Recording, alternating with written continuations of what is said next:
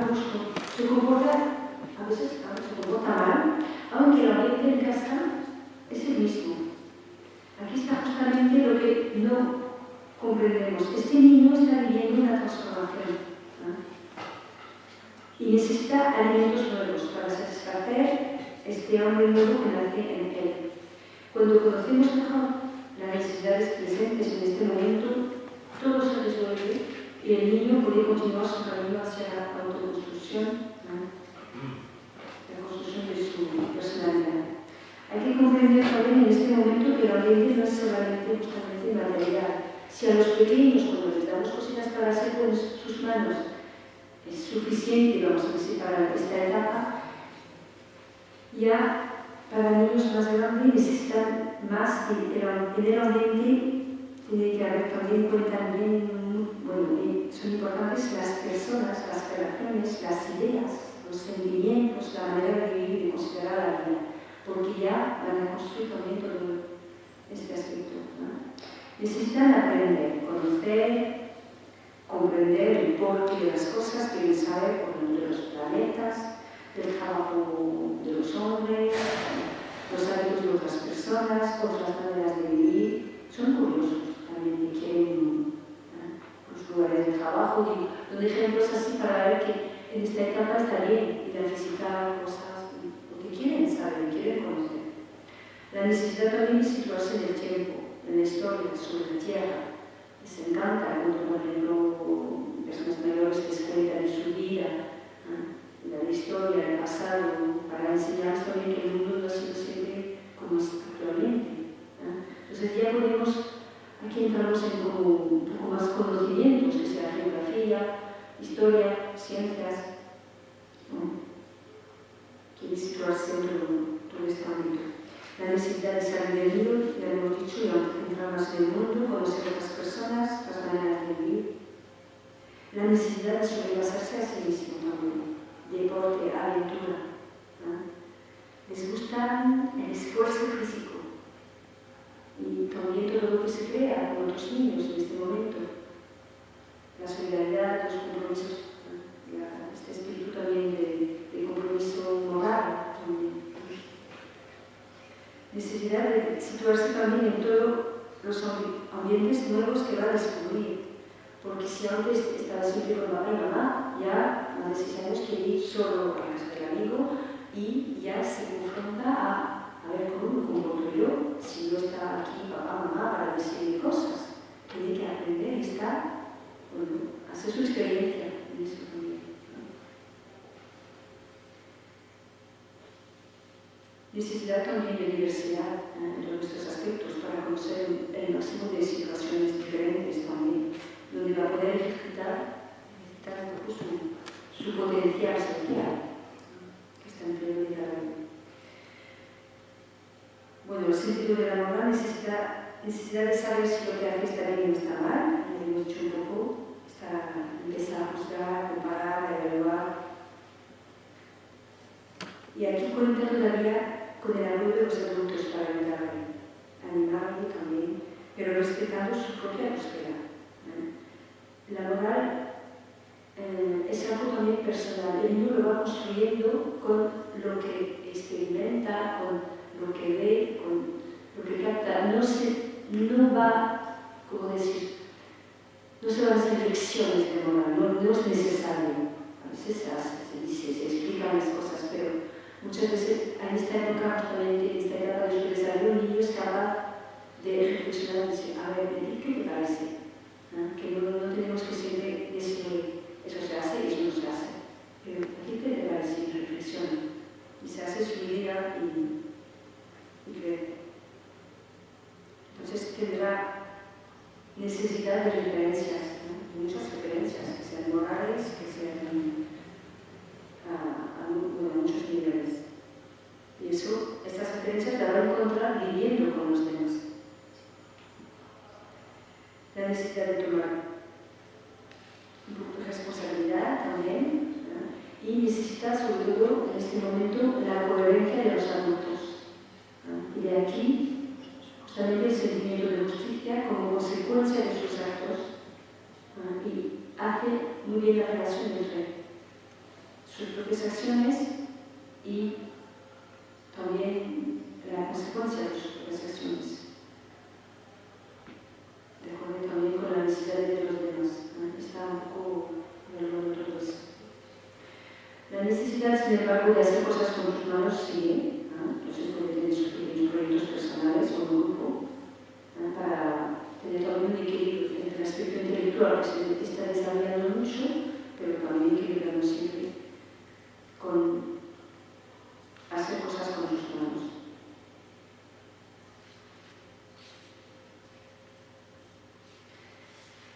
Bien, os propongo, bueno, no sé si pasamos a algunas preguntas, si hay, con respecto a este tema de etapa de desarrollo de necesidades.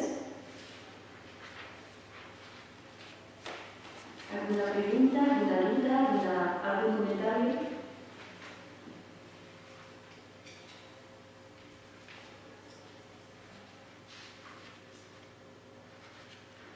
Bueno, hacemos una pequeña pausa, si queréis, ¿no? Sí. No sé si se escucha. Estamos hablando de Montessori, era primero del siglo XIX, ¿no? ¿Puede ser? ¿O final XVIII? ¿O es que no...? Sí, del siglo... Ella murió en 1952. Del siglo XIX, siglo XX. Sí. Yo soy maestra y llevo 30 y tantos años en infantil. Entonces me he dado cuenta, o por lo menos soy consciente ahora, no sé si, de que los últimos años, no sé si hace que yo soy más mayor, pero los últimos años, sobre todo con las nuevas tecnologías, los niños han cambiado muchísimo, muchísimo. Son diferentes. Entonces yo no sé cómo Montessori, ese sistema Montessori, cómo entiende eso, cómo se adapta a eso, cómo ha podido hacerlo, porque hay mucha diferencia de intereses de lo que estamos hablando, ¿no? Los niños tenían un interés y ahora tienen otro. Efectivamente al niño se le guía, porque efectivamente la libertad, estoy de acuerdo contigo, que no es dejar al niño que haga lo que quiera y cuando quiera y lo que le dé la gana, no. Eso es horroroso. Efectivamente el niño necesita un orden y te lo pide. Y quiere una disciplina y quiere un orden en las actividades y cuando no hay lo que... ¿Y por qué no hay esto? Es una rutina, ¿no? Él necesita, se siente más seguro. Pero yo estoy trabajando en el colegio, yo estoy ahora de apoyo ya, y entonces veo las pizarras digitales, no sé si aquí soy vivo en Málaga, y entonces pues eso hay profesoras que es su salvación, porque le colocan la pizarra digital y los niños no existen. Allí se tiene una hora viendo la película y están contentos, ¿no? El cantajuegos, el otro, el pocoyo. Yo siempre he sido totalmente en contra de televisión. Siempre hablo a mis padres de que por favor televisión no, lo mínimo, algo seleccionado, 10 minutos, un cuarto de hora. Y ahora pues precisamente los niños son como pantallas, se sientan allí y no piensan, no hablan, el lenguaje está mucho más atrasado, muchísimo más atrasado que antes. Y claro, si el lenguaje se atrasa todo, con relaciones, con todo el mundo, ¿no? Entonces yo te pregunto a ti que estás trabajando con Montessori, ¿cómo habéis podido adaptar este cambio? Porque yo estoy viendo que la escuela no se está adaptando. Yo veo que la gente joven no se da cuenta de eso. Yo que ya soy abuela, hace 2 días, pues que me di cuenta, digo, estamos cambiando a una velocidad que a niños no nos damos cuenta de que el niño tiene otras necesidades distintas y que de luego no se soluciona con una pizarra magnética. Por mucho ordenador que también, efectivamente, hoy estamos en esta era de tecnología y al niño habrá que empezar antes a meterlo en una serie de uso de ordenador, de ratón, de tal rollo, que lo cogen rapidísimo, muchísimo más que nosotros. Pero eso es lo que yo te quiero preguntar, no sé qué adaptación ha ido, porque yo conozco algo de Montessori, sobre todo materiales, pero podríamos decir que si miramos las nuevas tecnologías están como muy desfasados los materiales, en el sentido de decir, si no se adaptan a lo nuevo se van a quedar desfasados, porque ahora mismo es que en todas las clases entran pantallas digitales, ordenadores, todo muy tecnológico, muy robot, el niño es un robot. El niño no piensa, no habla, nada más que mira y eso es lo que hace ya. Entonces, yo espero que Montessori ahí siga haciendo que el niño sea activo y siga haciendo que el niño haga cosas. Claro, bueno, yo creo que realmente sí. Si hablamos desde la base, que son las necesidades de los niños, por eso me gusta empezar cada vez a hablar de esto. Aquí vemos las necesidades de los niños y sabemos, está comprobado ahora con los últimos descubrimientos de neurociencia y todo eso, que eso es verdad, que los niños necesitan No es porque ahora hay tecnologías que hay que negar estas necesidades. Porque ¿qué pasa ahora? Niños que están siempre delante de la pantalla. Ahora hablamos de hiperactividad, que parece que es una cosa muy de moda. Yo no sé si hay un problema realmente de hiperactividad.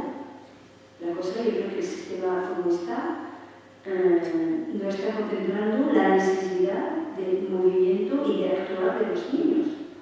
Entonces, dedicamos a los niños y se ponen tranquilos porque los queremos tranquilos, pero cuando damos la oportunidad a niños de actuar, bueno, actúan y se desarrollan de otra manera.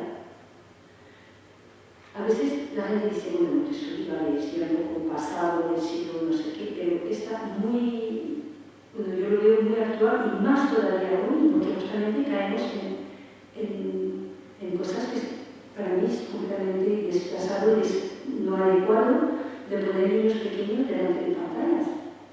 No respondemos a sus necesidades y estamos creando problemas, digo, a nivel salud mental, física y completamente. Eso no significa que Montessori no se puede trabajar con ordenador, pero conociendo las etapas de desarrollo del niño, ¿a qué momento podemos efectivamente introducir el ordenador en la escuela? Bueno, en casa, pero yo en el año 2010 he ido un mes en verano en Chile para visitar escuelas Montessori, porque yo quería ver en la escuela Montessori desde infantil hasta bachillerato. Y he visto una en Santiago de Chile, bueno, un contacto que había tenido con gente que conocía. Y he visto, bueno, esta escuela, los adolescentes trabajaban, iban a la biblioteca, trabajaban con ordenadores sin ningún problema, estaba completamente incluido también dentro, pero claro, no lo vamos a dar a niños, yo creo, antes de los 12 años, más o menos. Hasta primaria, yo creo que no. Porque el niño tiene que manipular, incluso cuando aprende la división, la hacemos manipular. Cuando hacemos una operación, cuando hacemos manipula material concreto y vamos paso a paso hacia lo abstracto. Para que lo comprendan, cuando hacemos, por ejemplo, una suma, una resta, una división, tienen que comprender qué sentido tiene esta operación. No es una técnica, solamente una técnica, porque luego se equivocan, porque no entienden lo que pasa. Pero si lo han manipulado con material concreto, luego lo tienen bien integrado, ¿no? Y todo este paso de lo concreto al abstracto se hace etapa a etapa. Entonces, bueno, es la facilidad y pretendemos que los niños sí tienen que conocer las tecnologías actuales, entonces más temprano mejor, pero nos estamos equivocando completamente.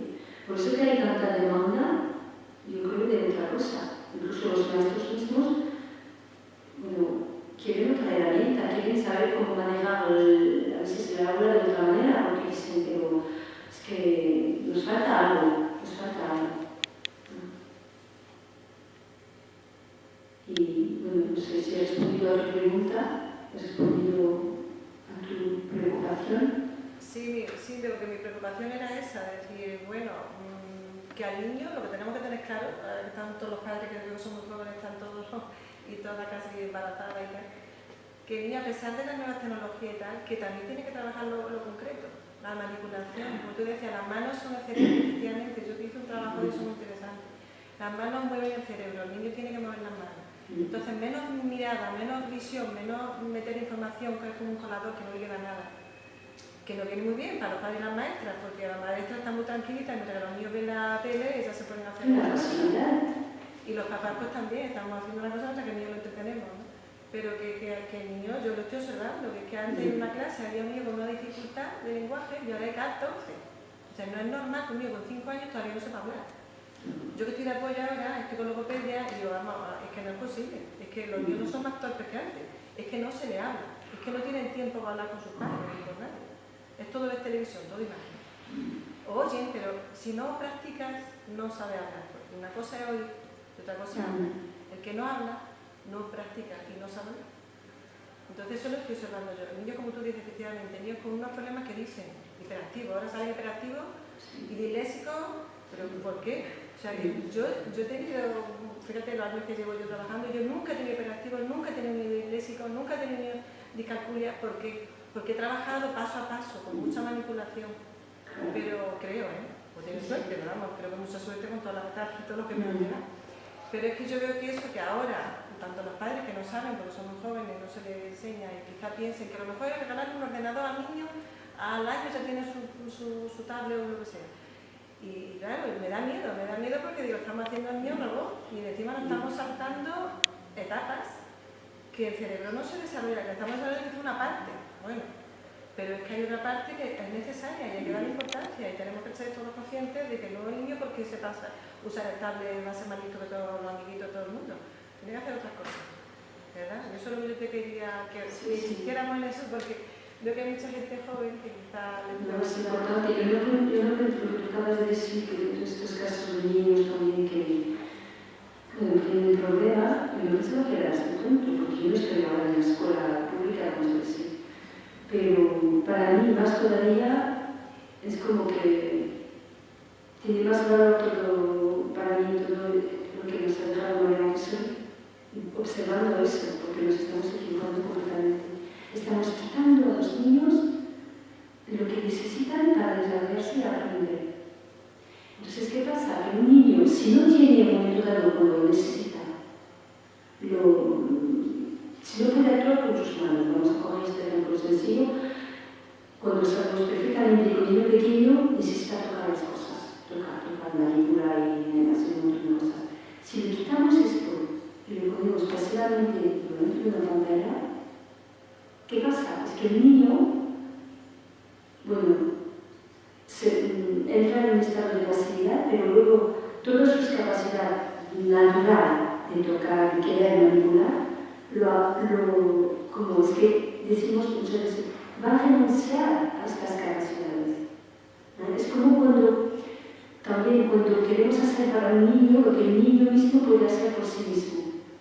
Porque al final, muchas veces actuamos en lugar de los niños, sin dejarles hacer. Entonces, ¿qué pasa en este momento? Hablamos de un proceso de sobreprotección, porque es como que no confiamos al niño al final, lo hacemos mejor que él, y más rápido, en la mayoría del tiempo.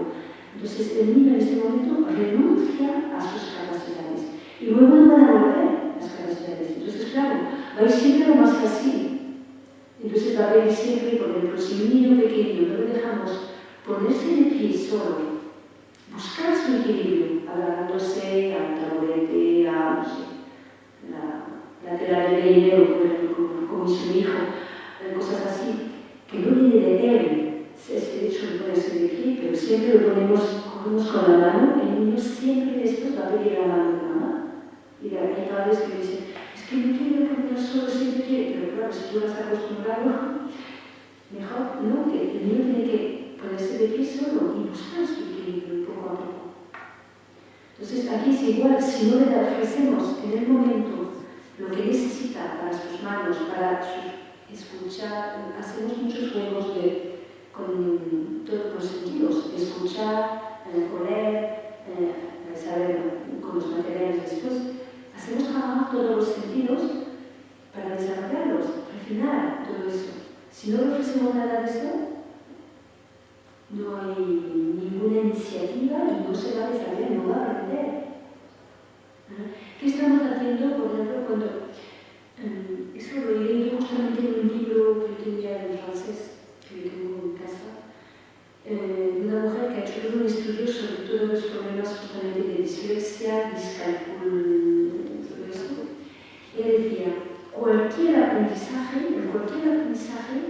el trabajo consiste en ofrecer a través de los sentidos y las manos, a crear como los circuitos, las conexiones a nivel cerebral entre lo concreto para después crear estos circuitos que van a funcionar de manera automáticamente. Igual que cuando aprendemos a conducir un coche, al principio, ganamos varias veces porque todavía no hay la coordinación, hay que crear circuitos que después van a funcionar de manera automáticamente. Si si el niño no tiene esta oportunidad de pequeño de hacer, de manejar, de hacer trabajar todos sus sentidos para crear estas conexiones, luego ya no se van a crear. Entonces, claro, no tiene problema porque el cerebro no sé cómo puede funcionar, pero no hay las conexiones. Es como que hay corte de circuito ahí. Entonces, para mí es muy grave, muy grave. Porque yo creo que, aunque, bueno, los niños han cambiado, pero yo me decía también en un momento dado, bueno, a lo mejor ya está, los niños quieren otras cosas, pero yo creo que, y de hecho, muchos padres que hacen los cursos después vuelven al segundo nivel y dicen, oye, cuando salgo del curso he cambiado mi casa, tenía ganas de cambiar todo, he puesto cosas a su altura, le he dado no sé qué, pasa no sé cuánto tiempo haciendo, no sé, una cosa tonta, una bandeja de harina que se mola, Es muy sencillo, son cosas muy sencillas, pero puede quedarse una hora con esto y hacer mis cosas, pero bueno, ven que cada vez que dan una oportunidad a un niño de manipular, el niño manipula. Será por algo, hay necesidades aquí básicas. Y no es solamente como decir, es una necesidad de, bueno, ahora sí, me gusta eso. Es que no es eso, es una necesidad, cuando hablamos de necesidades auténticas, hablamos de necesidades de desarrollo, es decir, de autoconstrucción, de crecimiento. Lo básico y lo más importante para el niño está en pleno desarrollo, pleno crecimiento. Entonces, impedir, no ofrecerle lo que necesita, realmente es impedirle crecer y después poder desarrollarse de manera sana en su vida. Siempre vuelvo a lo mismo, nuestra responsabilidad de padres, de educadores, de maestros, de maestras, en este acompañamiento de los niños.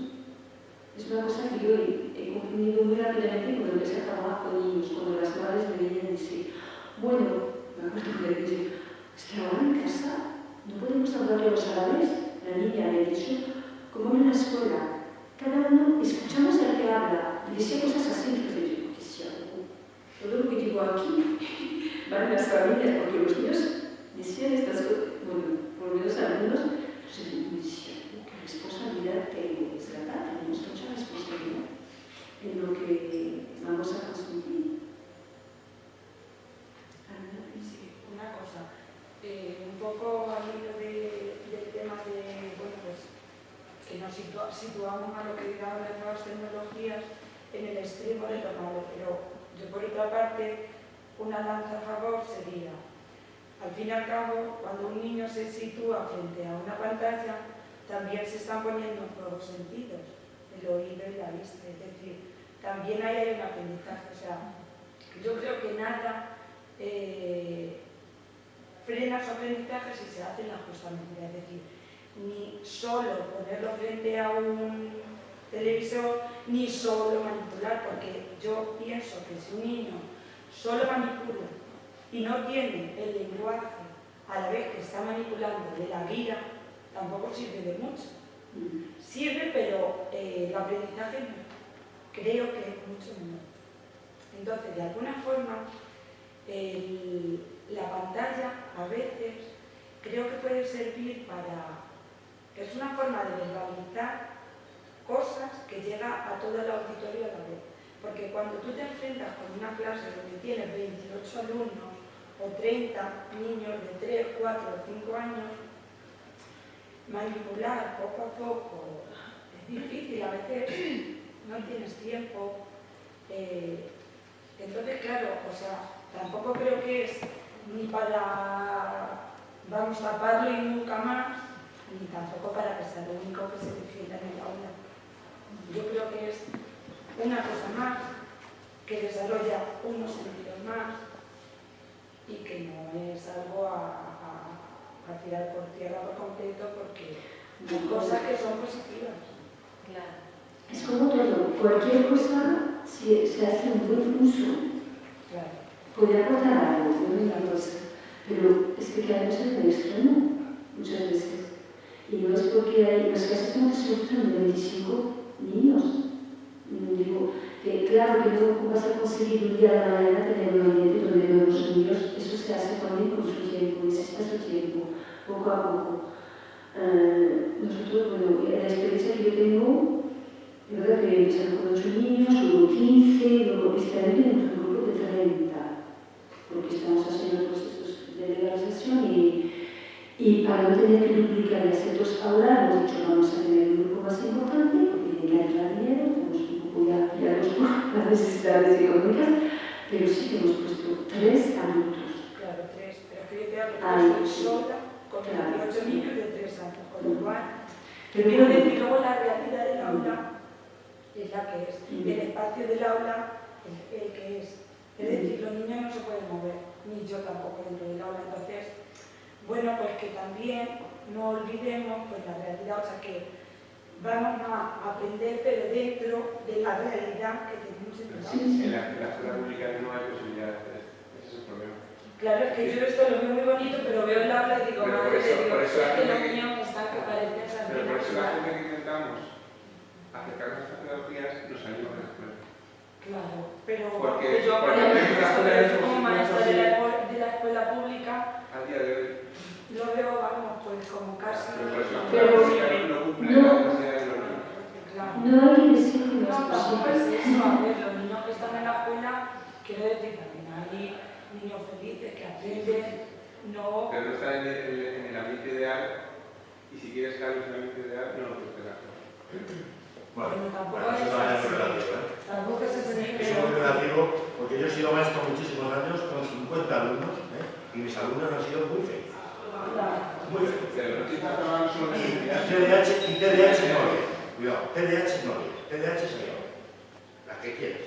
Vas a un instituto